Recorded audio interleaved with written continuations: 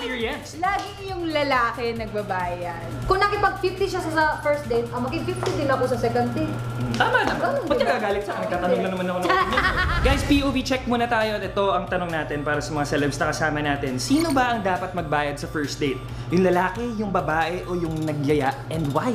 Well, ako so far sa lahat ng mga first date na na-experience ko, kala mo naman ang dami. Yes, lagi, experience. lagi yung lalaki nagbabayad. And for me, dapat ganun talaga. Kasi sayang yung effort ko eh. Parang yung value na dinadala ko dun is yung kung sino ako, yung perspective ko, yung time ko, yung effort ko na mag-ayos. So, parang rightful lang na yung guy naman yung Tsaka na may mag-show. nabasa rin ako na parang yung babae kasi before they go to the date, gumastos sila sa look nila, di ba? Oo, mahal kaya Yes, mahal kaya eyebrows, lipstick, the mahal kaya makeup. foundation. Exactly. Diba? So gumastos na siya before pa pumunta doon. Oo. O parang nag-agree ka? Agree ka ba doon? Or ano ba ang stand mo? Hindi. Hindi? Ano yung papilian ko na lang? Dalawa na lang yun. Babae o nagyaya? Pwede rin lalaki. Gusto mo mag-agree sa kanya? Ako, pwede naman. Yung nagyaya. Yung Oo, nagyaya. nagyaya talaga, syempre.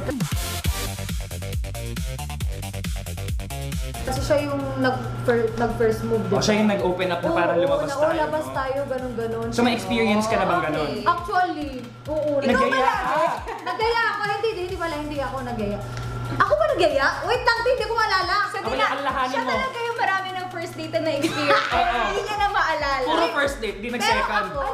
Joke lang. ako nagyaya, pero hindi naman ako nagbayad. Wow, gentleman. Oo, pero na-try ko din 50-50 after namin magbayad. Kasi na lang sabi ko, parang na-off ako bigla. Pero okay So, lang same naman. na tayo. Dapat lalaki. Dapat lalaki nga. Oo, Okay, dapat kung lalaki yung dapat magbayad sa first date, sa pang ilang date ba dapat na mag-offer na kayo na Ay!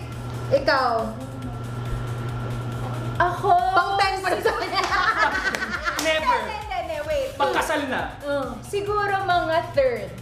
Third. Kasi kapag umabot na kayo sa third, ibig sabihin parang meron na kayo na-establish na some type of Somewhat bond or relationship. with each other. So I think it's only right na mag-share na. Ako. Sa second, okay na ako.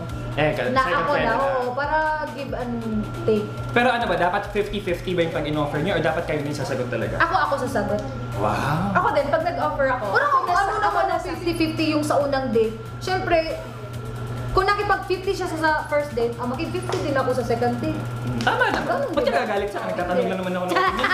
Hindi naman tayo nagde-date. Pero yun, pero kung may makipag-date sa amin, siya na magbayad. Uy. Oh, you heard it right here, boys. Kung gusto niyo silang i-date, you know what to do.